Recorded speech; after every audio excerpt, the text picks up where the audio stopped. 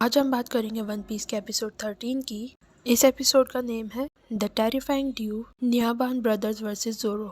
Episode start होता है काया के मेंशन पर, जहां बच्चे तामानेगी, निंजान और पीमान अंदर घुसने की कोशिश कर रहे होते हैं ताकि वो चेक कर सके कि काया सेफ है या नहीं। लेकिन ऊसो का सीक्रेट एंट्रेंस सील हो चुका है और गेट्स इतने ऊंचे हैं कि वो ऊपर चढ़ नहीं सकते। उधर मेंशन में काया नाइटमेयर की वजह से उठती है। वो देखती है कि ऊसो उसे मार रहा है। वो कैल्हाडोर को ढूंढती हुई बाहर आती है। वहाँ उसे मैरी जख्मी हालत में मिलता है।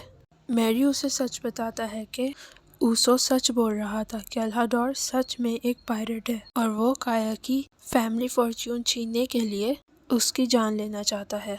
ये मोमेंट काया के लिए इमोशनल और टेरिफाइंग रियलाइजेशन का है। वो अभी तक कैल्हाडोर को एक लॉयल गार्डियन समझती थी, लेकिन अब वो जान चुकी है कि वो एक डेंजरस विलन है। काया कैल्हाडोर से मिलने के लिए मेंशन से बाहर जाती है। दूसरी तरफ नॉर्थ कोस्ट पे बैटल फुल स्विंग में चल रही है। लूफी और ज़ोरो पायरेट्स को अच्छा मजा चखाते हैं। जब जैंगो देखता है कि पायरेट्स उनके अगेंस्ट नहीं जीत पा रहे, तो वो एक न्यू स्ट्रेटेजी यूज करता है। वो पायरेट्स को हिप्नोटाइज करके ये बिलीव दिलाता है कि वो सबसे ज़्यादा पावरफुल है। सरप्राइजिंगली उसका ये ट्रिक काम कर जाता है। अब पायरेट्स फुल पावर मोड में हैं और लूफी और ज़ोरो की तरफ अटैक करने के लिए बढ़ रहे हैं।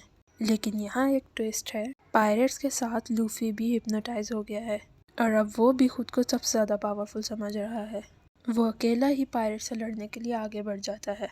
वो अपने कॉन्टिन्यूस पंचेस से पायरेट्स को नॉकआउट करता जाता है और मोस्टली पायरेट्स हार जाते हैं और बाकी पलटकर जैंगो की तरफ भागने लगते हैं।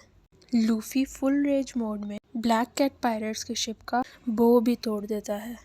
जैंगो पैनिक में लूफी को फिर से हिप्नोटाइज करके सुला देता है। लेकिन आयरनी ये है, लूफी ने जो शिप का बो तोड़ा है वो गिरकर ब्लैक कैट पायरेट्स पर ही क्रश हो जाता है। जैंगो को रियलाइज होता है कि अब सिर्फ एक ही ऑप्शन बचा है, न्याबान ब्रदर्स को फील्ड में लाना। शैम और बुची अभी तक शिप पर बैठकर बैटल को ऑब्जर्व कर रहे थे। जैंगो उन्हें ज़ोरो पर अटैक करने के लिए कहता है। ये दोनों इनिशियली वल्नरेबल और वीक प्रिटेंड करते हैं ताकि ज़ोरो को ऑफ गार्ड पकड़ सकें। शैम वल्नरेबली ज़ोरो को अप्रोच करता है, लेकिन करीब आते ही उसका फैसेट उतर जाता है और वो ज़ोरो पर अटैक कर देता है। वो ज़ोरो की स्वॉर्ड्स लेकर दूर फेंक देता है। जब ज़ोरो अपने स्वॉर्ड्स को लेने के लिए आगे बढ़ता है तो वो ज़ोरो को पीछे से पकड़कर उस पर बैठ जाता है।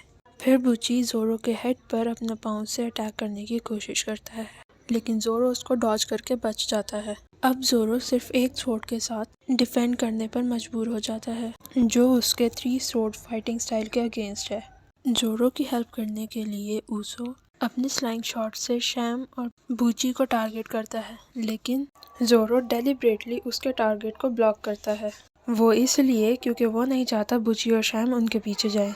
इस मोमेंट का फायदा उठाकर न्याबान ब्रदर ज़ोरो के चेस्ट पर एक बड़ा सा स्लैश मारते हैं। ज़ोरो अब एक सीरियस इंजरी फेस कर रहा होता है। ज़ोरो अब सिर्फ अपनी एक स्वॉर्ड के साथ अपनी जान बचाने की कोशिश कर रहा होता है।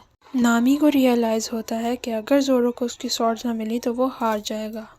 नामी फुल डिटर्मिनेशन के साथ मूव करती है ताकि वो ज़ोरो की स्वॉर्ड्स वापस ला सके, लेकिन जैंगो उसको इंटरप्ट करता है।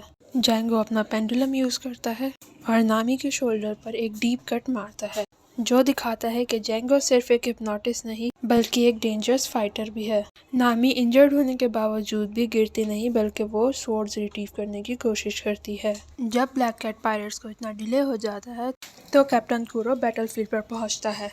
वो बहुत फ्रस्ट्रेटेड और गुस्से में होता है क्योंकि उसका पूरा प्लान डिले हो गया है। अब सिचुएशन और भी इंटेंस होने वाली है क्योंकि ज़ोरो ऑलरेडी इंजर्ड है, नामी भी अटैक फेस कर चुकी है, ऊसो भी अब नहीं लड़ सकता और लूफी अभी तक बेहोश है। और कुरो ने ऑलरेडी कह दिया अगर प्लान फेल हुआ तो वो पूरी क्रू को मार डालेगा। ये एपिसोड वन पीस का एक फास्ट पेस्ड एपिसोड है। इसमें न्याबान ब्रदर्स और कुरो की रियल थ्रेट को शो किया गया है।